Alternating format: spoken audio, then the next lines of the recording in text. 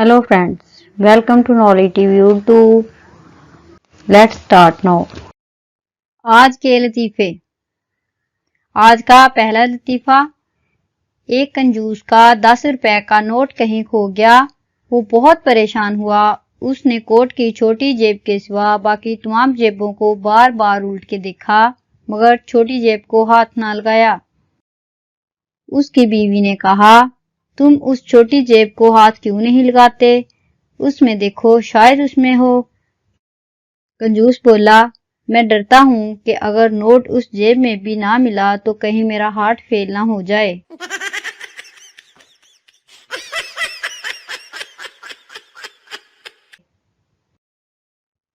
आज का सेकंड लतीफा, बाप बेटे से, क्या तुम स्कूल जाना पसंद करोगे?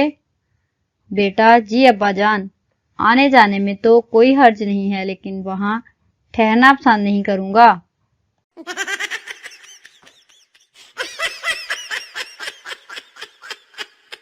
फ्रेंड्स, अगर आपको मेरी वीडियो पसंद आई हो तो लाइक, शेयर और चैनल को सब्सक्राइब कर देना। अब हम मिलेंगे नेक्स्ट वीडियो में। तब तक के लिए अल्लाह हाफिज। Thanks for watching.